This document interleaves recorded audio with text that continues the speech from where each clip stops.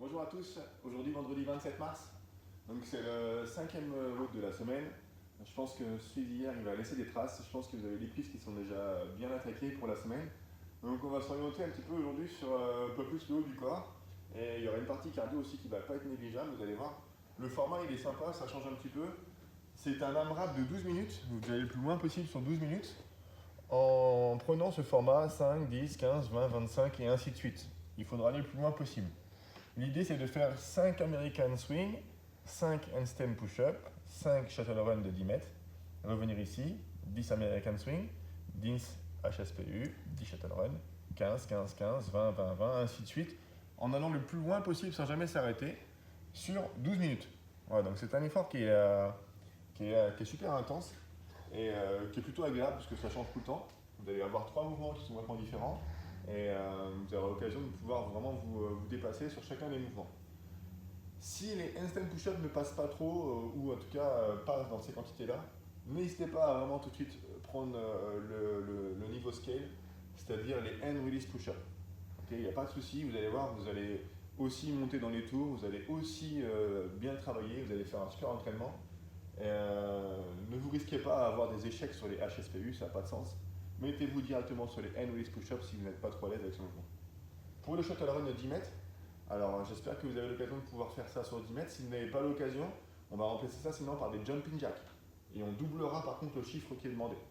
Par exemple, si dans la série de 5, on fera 5 American Swing, 5 handstand push-up et 10 jumping jacks. Okay, 10, 10 et 20, 15, 15 et 30, et ainsi de suite. Voilà.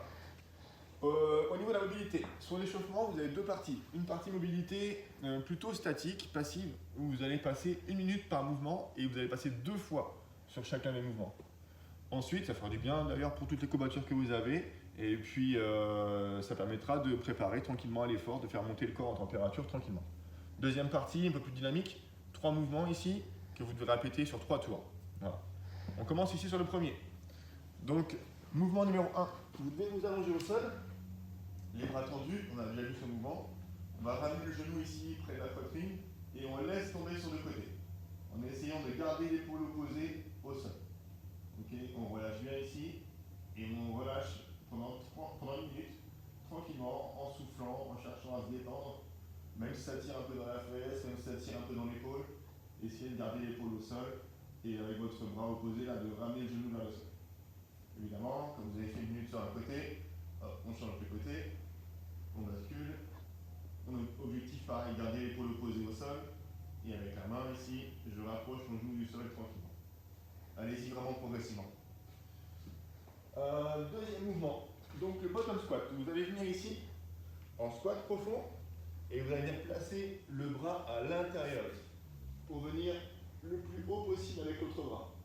Quand vous avez fait 1 minute, pareil, donc on met bien le coude à l'intérieur, on garde bien les fesses en bas, on cherche à garder le plus haut possible les 2 pieds à plat et on monte bien la main. Et on reste ici pendant 1 minute. Et enfin, dernier mouvement, on appelle ça la pose du pigeon là, puisqu'on est en position de push-up et vous allez chercher à ramener ici votre genou entre vos mains. Le tibia est posé, le pied est relâché et le plus avancé possible. Derrière, je relâche bien ma jambe, je pose mon genou et je viens tranquillement m'allonger sur la jambe avant. Voilà, objectif, étirement du fessier dans cette position. Et pareil, se relâcher durant 1 minute. Quand on a fait un côté, bien sûr, hop, on change et on fait l'autre côté. Voilà pour l'échauffement. Passez 2 fois, vous allez voir, ça va faire du bien. Deuxième partie, 3 tours. Vous devez faire des push-ups et finir par la position chien tête en bas.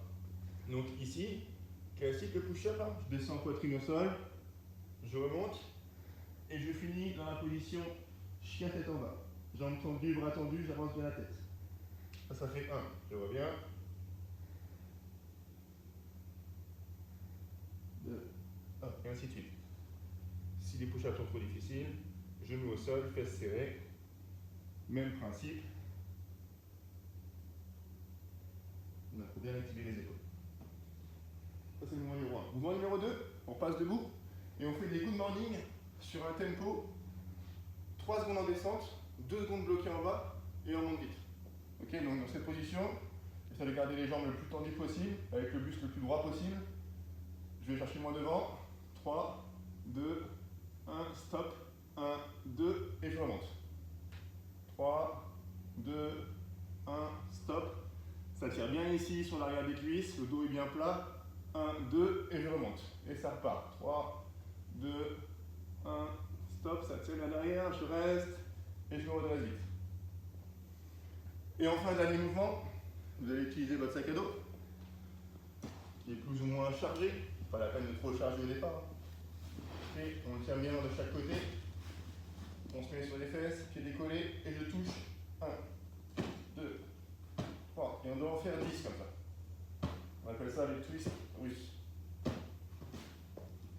Voilà pour l'échauffement. J'espère que c'est bien compris. Donc tranquillement, ici on cherche à bien se relâcher, ici on cherche à bien se réchauffer et à préparer l'effort qui nous attend. On va revoir les 3 mouvements qui sont demandés ici aussi. C'est un triplé aujourd'hui, donc 12 minutes. Le premier mouvement, vous allez utiliser votre sac. Je vous conseille de le prendre sur la partie plutôt de la longueur. Okay, chargez-le autant que vous pouvez, sans qu'il vous échappe des mains arriver là-haut. Hein. Là-haut, il doit être bien compact, même si vous mettez des bouteilles d'eau ou n'importe quoi, ou des bières. Calez-les bien avec des... Des bières. On met pas des bières dans un sac à dos. Avec des serviettes, avec plein de trucs pour que ça ne bouge pas. Okay, donc on le prend ici de chaque côté. On se redresse, on passe derrière les genoux et on finit là-haut. Vous pouvez finir bras tendu. Extension complète au niveau des genoux, des hanches et des épaules. Et des coudes. Okay, voilà, ça c'est le American Swing. Ça marche? Si vous avez mis des bières, attendez un peu avant de les ouvrir. Hein. Deuxième mouvement, et si vous avez un mur, hop, vous mettez les mains au sol. Donc les pieds contre le mur. Je viens descendre la tête au sol.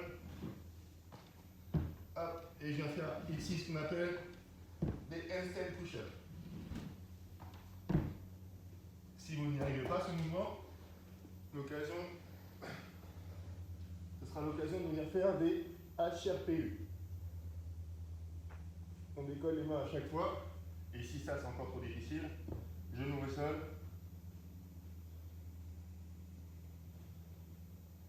Voilà. Voilà les 3 déclinaisons des handstand push-up. Et enfin, dernière étape, c'est le shuttle run. Vous allez chercher à mesurer une distance qui fait 10 mètres. Et vous allez passer les 2 pieds à chaque fois de chaque côté des 10 mètres. Okay, imagine que c'est là-bas. Hop. Je passe les 2 pieds derrière la ligne. Hop, je reviens. Ça va être dynamique. Hein. Ok. Et donc le chiffre que vous allez devoir faire, c'est le nombre de longueurs, pas le nombre d'aller-retour, le nombre de longueurs. Donc là pour 5, ce sera 5 allers-retours. 5 longueurs, pardon, donc 2 allers-retours et demi. Ok, 10 longueurs, soit 5 allers-retours. Voilà, ainsi de suite. Allez le plus loin possible, et j'espère qu'il y en a qui vont chercher les 30, 35, voilà, pour vraiment essayer de composer vos mouvements, d'aller plus loin aussi dans l'effort, et d'associer ces 3 efforts qui sont bien différents. Dernière étape, l'after. Donc un peu de récup. L'after il est long aussi, hein, vous allez voir. Vous avez 10 tours à faire. Première position, c'est le Superman. Vous allez devoir rester dans cette position pendant 30 secondes. Les jambes bien tendues, les fesses bien serrées, et les bras devant, bien tendus aussi. Quand les 30 secondes sont passées, je passe en position holo. Alors là, j'ai mis deux niveaux. Niveau numéro 1, je garde les mains loin devant et je tends mes jambes. Je cherche à décoller le plus possible mes omoplates. Niveau numéro 2, je garde bien ici la distance réduite entre sternum et pubis et j'amène les bras derrière. Et je reste pendant 30 secondes. Voilà. Dès l'instant où vous voyez que ça s'écarte comme ça, c'est pas bon, il faut revenir à la position tuck-up. Okay. 30 secondes de récup et on repart. Superman, holo, 10 fois. N'hésitez pas, hein, si vous sentez que votre dos décolle sur le holo là, passez en tuck, comme je vous ai montré, avec les bras vers l'avant. Vous n'allez pas chercher un holo qui est pas correct et qui risque de vous faire mal au dos. Voilà, bon j'espère que ça va aller, que ce WOD, vous l'avez bien compris. C'est l'occasion pour ceux qui n'ont pas fait de handstand push-up depuis longtemps de s'éclater un peu sur ce mouvement. Trouver un mur avec peut-être un coussin sous la tête pour vous protéger si vous avez peur de faire mal.